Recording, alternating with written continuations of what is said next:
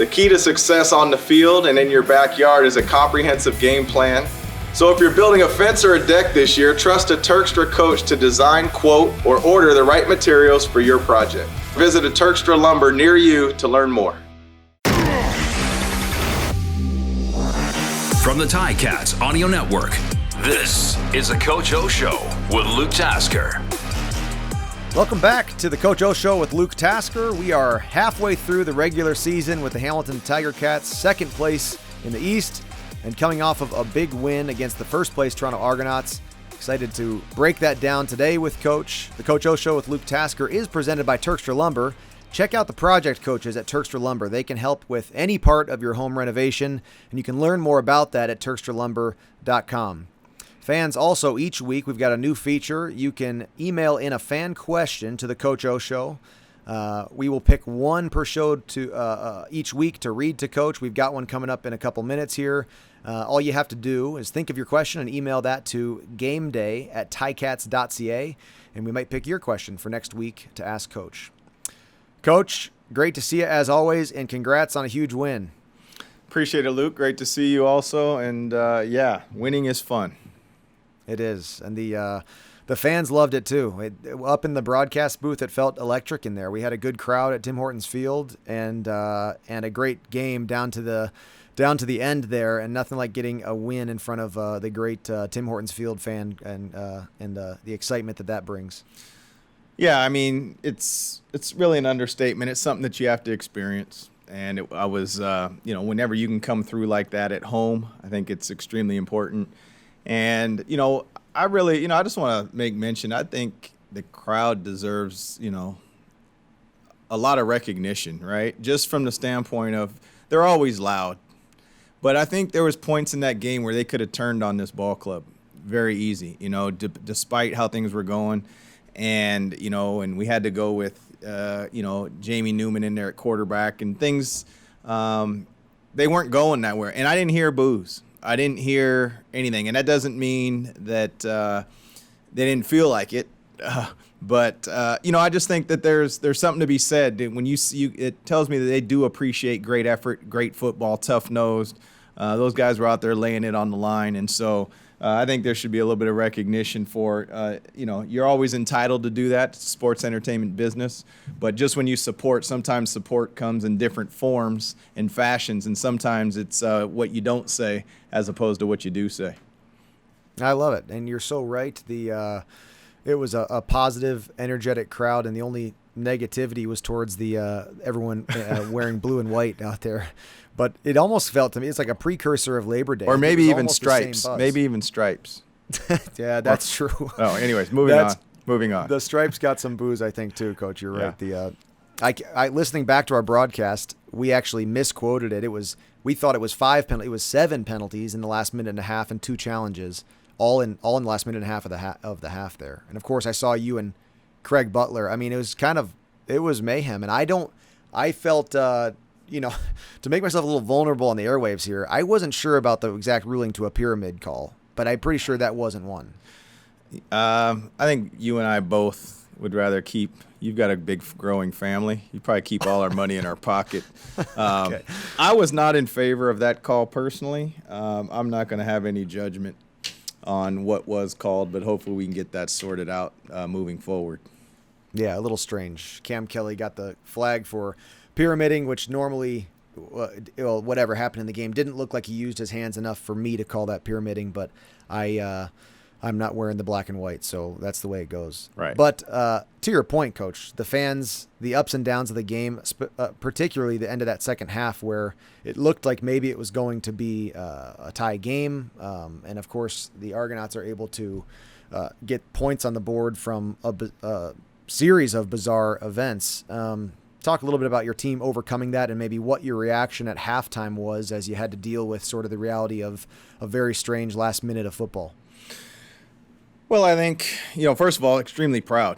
I'm proud of just everybody involved and people having to step up. And, like we always say, injuries are part of the game, and everybody that's suited up is going to be expected to contribute, and sometimes in more ways than we may be envisioned.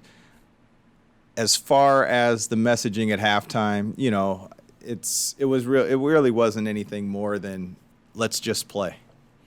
And I know that sounds overly simplistic, but there was too much focus on uncontrollable factors. What we can control is our response to everything, and let's just play football. Let's just play football, and then let's see what happens.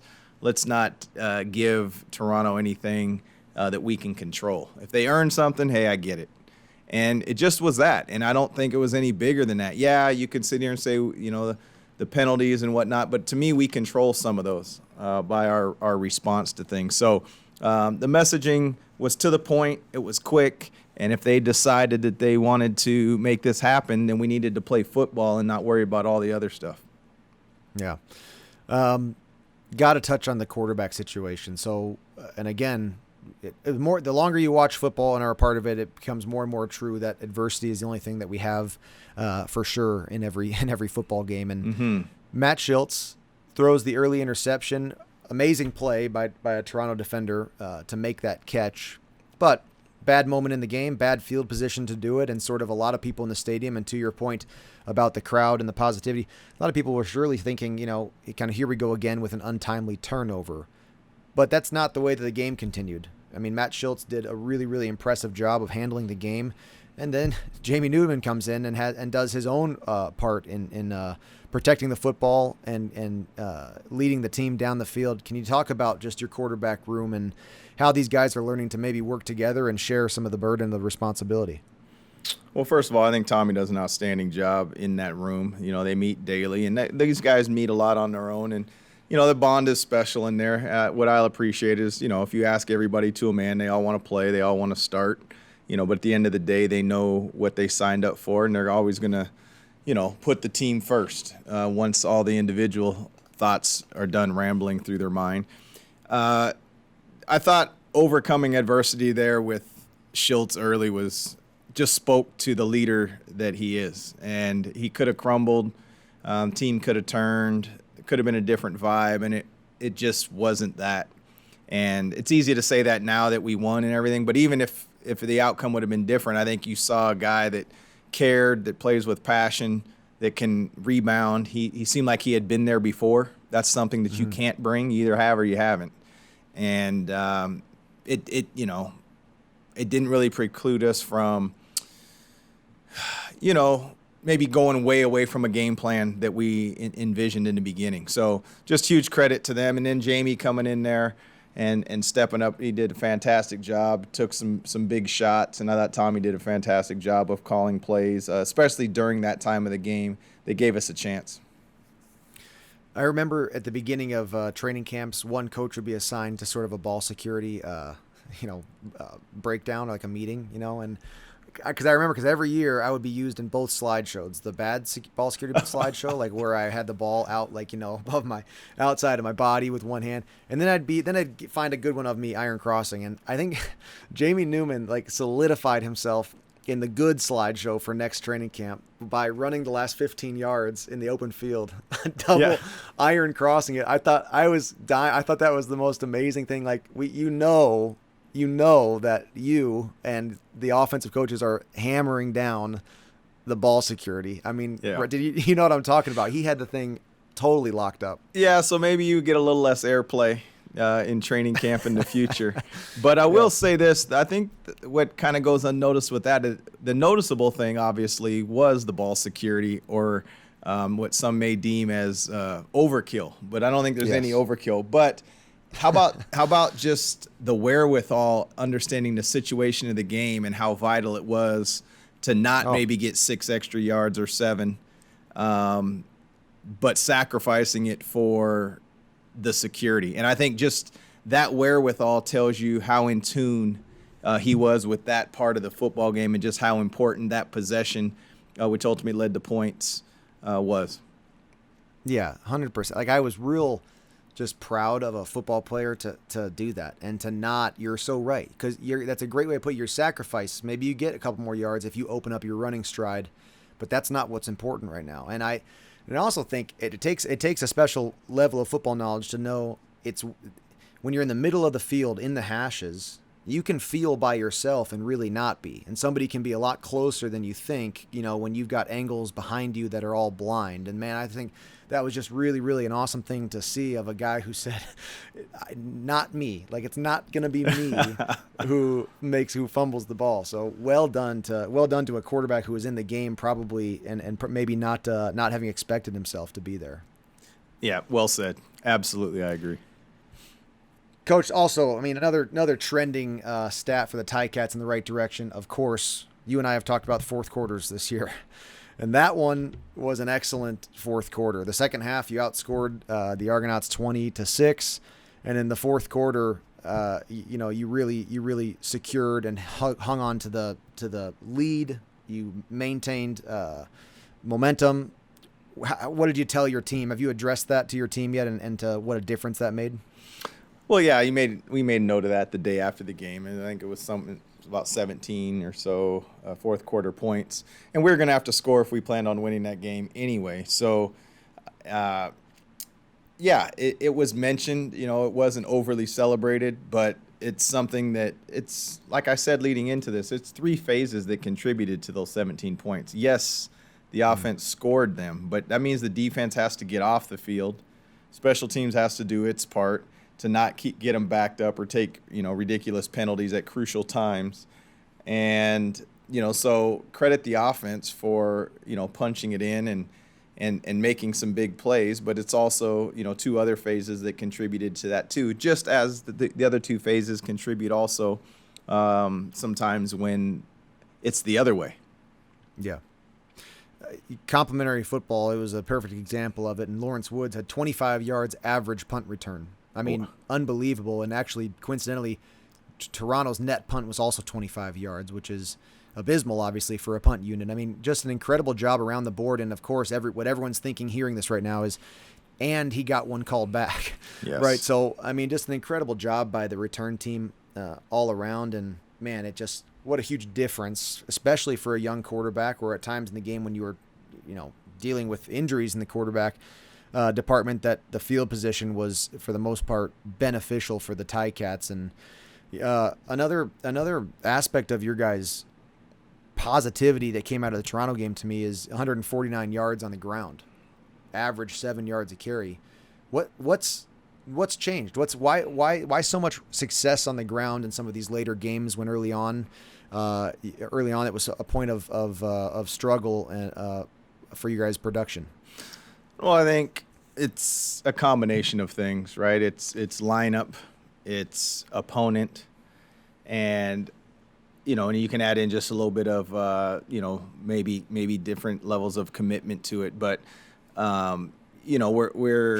we have a group up there now that has played together for a few weeks. We're forced to do a few different things on offense, and it's come in different fashions. It's not like it's all come from the running back position. Sometimes it's the receiver, and that's kind of how we've been since Tommy's been here. And we're okay with that. I think it might have been a little different when C.J. Gable was here. There might be some more just direct intentional runs, but for the most part, we have the quarterback skill sets to make some more quarterback runs in there, and it's always in the timing of doing it. So sometimes it's the opponent also and what they're giving you. Sure. Huge touchdown pass, Tim White, the end of the game there, or the last half of the game, and Matt Schultz was obviously, couldn't play in the third quarter. And I can tell you, he looked good enough to be playing, but I know from experience, if you have to miss a quarter of football, you're not feeling 100%, even if you can go back out there. Tell me about that play, your involvement in it, what it looked like to you, and just how exciting that was with Tim White catching that and staying on his feet. Well, I wish I could say I was extremely involved, but I was involved in the excitement. Sometimes players need opportunity, and every ball that you caught, Luke, you caught a lot of contested balls, and you caught balls where you knew you're going to have to take punishment. And then you had your fair share of, spinning the DB around and just, catching it in the breadbasket, right? It's like catching a pillow sometimes. So they come in all forms, but I think the key thing there is without opportunity, you don't know how things are going to turn out. And there was a ball that Tim was given opportunity, and he made the play. And if you don't throw that ball, whether he's open or not, then you don't know what's going to happen. So, great protection to start. There was a beautiful pocket for Matt to step up in, and then, throwing a ball that's catchable, and then Tim making a play. And that's what you need sometimes. Everything's not going to be schemed open. Sometimes you just got to make a play. And so, excited for our ball club, and it was a timely play. It was definitely needed. And sometimes you're not going to be able to sustain drives of 8-9 plays. Sometimes you're going to have to get an explosion in there. And, great play by Tim there, and it really lifted our football team. So that's about as much as I had to do with it. No, that's great. You're so right. And at a time when Tim White was heavily involved and leading receiver in a lot of early games, and then sort of quiet in a couple weeks. And to me, thinking back as a player, to be in that situation where you're kind of wondering, can I get more involved, or why am I not more involved, or I want to make an impact, and then a chance all of a sudden out of the blue, heat up like a microwave, and you've got to go and be great, all in a 7-second football play. To make that catch and stay on his feet, I just thought was a testament to the athlete that he is, and the impact that he is going to have, moving forward as well. Just really, really impressive player. Yeah, he has that potential, and he's shown it. And I think he himself would want, he wants to separate himself too and be amongst the elite. And those are the plays that the elite make consistently. So I think he's on his way, and I think the other thing is that people wouldn't know about Tim is he doesn't miss practice. Like, he takes every rep, and that. Mm-hmm. There's a few players like that, but most players need some time. And of course, you would know with June. Like, I thought you guys, in all seriousness, I thought you guys were workhorses. Like, there was times when I was sitting there as a coach, and I'd look over and see 45 minutes of Indy, and I'd think, how are we going to fill this? I'll tell you how. Drag routes. Yeah. I mean, we're running mesh. We're running mesh. Oh, my goodness. And between you and Jalen and Speedy and Mike Jones and, Justin Buren probably was wishing he didn't come out in the draft. He could have waited a year. So, but I just, you guys persevered and you did it. And so he's just one of those workhorses. Okay, Coach. It's time for our fan question for the Coach O Show. This is a two-part question. Well, multi-parts, actually. Robert's got a good one for us here. So first, Coach, when you're watching two other teams play outside of the league, I assume college, NFL, when you got some other football on the TV, can you relax? Are you able to relax and take off your coaching hat?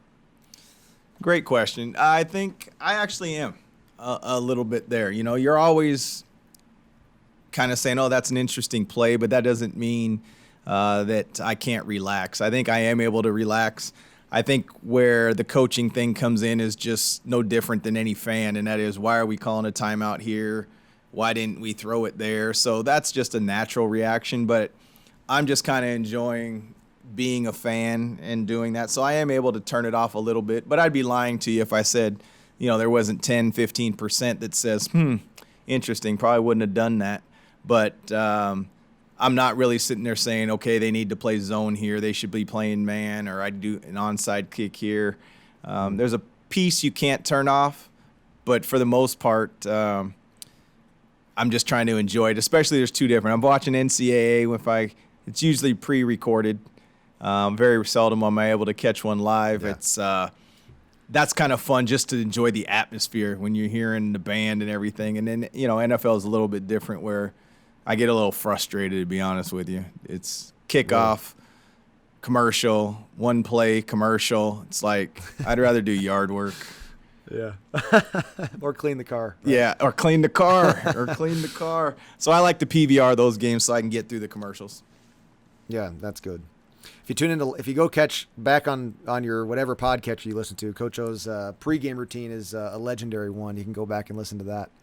Yeah, I always thought, Coach, at the end of the NFL season, the Super Bowl February or whatever, it was perfect timing, because you watch that, and I loved the NFL playoffs are awesome. You watch the Super Bowl, and it's right as you're gearing up into your heavy training for the CFL season. You've already had your off time kind of once Super Bowl comes around, and so I always thought that watching that the other league playing and you go, cool, this is great. I'm ready to start running again, finally after being in Florida for a couple weeks and and laying low. It was always my my early off-season inspiration was the Super Bowl. Yeah, and if you remember, I used to voice that to everybody. It's like, yeah, I know everybody's going to dabble with a few jogs or whatever, but let your body heal. And then, you should be gearing to go, at first week of February. You should have the itch back, and I just feel like you need rest and time away, just like anybody else. Exactly. Okay, Robert's got a couple other ones back to back here.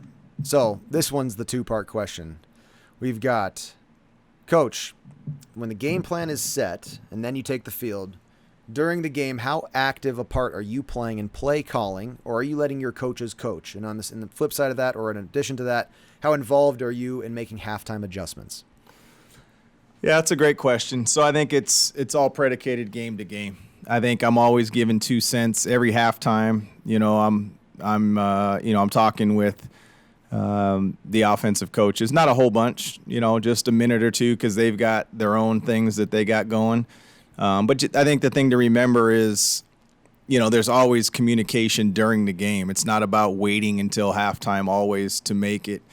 For the most part, I'd say I'm letting my coaches coach. If you said which way am I leaning more, I'm letting them coach because they've watched double the amount of film that I have, and they put together a game plan. And I've been in those shoes, right, where, as a D coordinator, yeah, you're always going to want feedback, but most of your feedback's coming from your assistant coaches who spent all that time, where my time spread throughout the organization in different ways. Definitely watching my fair share of tape also, but I'm always giving feedback to Mark. I'm giving feedback to Craig and Tommy as the coordinators, but for the most part, they're gonna call their game and do their thing. Where I come in is more game management.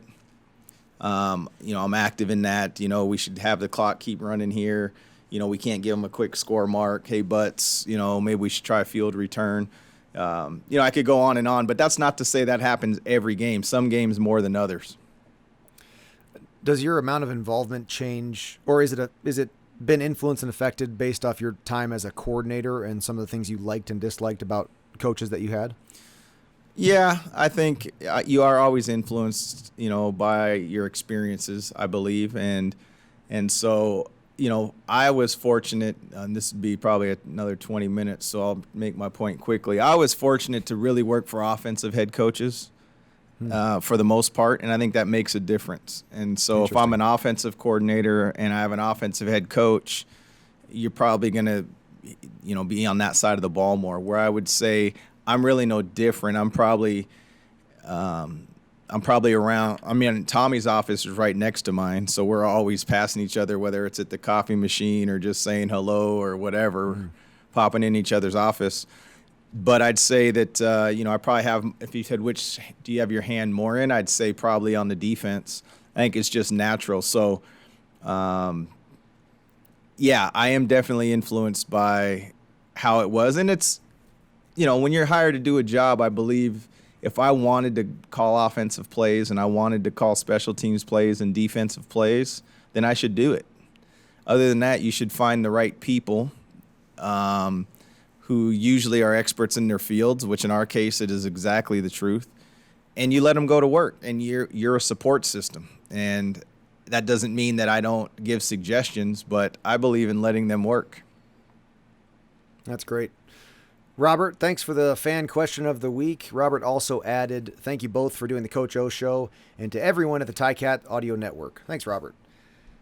The Coach O Show is sponsored by Turkstra Lumber. Be sure to check out the project coaches at Turkstra Lumber. They can help with everything from ordering the right materials for your project to designing your entire renovation. Do it yourself does not mean do it alone. Visit turkstralumber.com, turkstralumber.com to learn more. Coach, final question for you. You're going up to Montreal this weekend. They're coming off of an enormous upset against Winnipeg. Not many onlookers expected that win from Montreal. What have you seen on film so far early in the week here that impresses you in that Montreal versus Winnipeg game? Just they went in there and with no hesitation. I thought they played hard in all three phases, and their confidence and their belief seemed to grow as the game went along. Did they catch a couple breaks down the end? Absolutely, but they handled the part that they could control, and so they always play hard. You turn the tape on and you see a team they have talent and they play hard, and hey, listen, whenever Winnipeg lost, they were gonna, whatever team did it, they were gonna get a huge amount of credit, and as they should. And it's hard to stay on top, and streaks are meant to be broken. And so, yeah, I just think that, and they're a tough team, and it's a tough place to play. They're going to be ready to go, and we'll be ready to go. And it's an Eastern Division game, and don't mind the build-up and the hype. But at the end of the day, the game's played between the lines, and there'll be no carryover from our game after a big win, and there'll be no carryover. I won't speak for their football team. Great. Well said. Ticats are 1-0 against Montreal, going to try to make it 2-0 this weekend. Coach, been a pleasure like always. Appreciate your insight and feedback, and I hope you guys have a great week of prep as you get ready to head out to Montreal. Fans, you can email your questions every week to gameday@ticats.ca, and you could have your questions asked on next week's show. Again, that's gameday@ticats.ca. Coach, have a great week, man. Hey, you too. Thanks, Luke. Another episode of the Coach O Show with Luke Tasker is in the books. Let us know your thoughts. Email us at gameday@ticats.ca. Coach O and Luke are back next week to discuss the latest from the locker room. Subscribe to the Ticats Audio Network on Spotify or wherever you get your podcasts.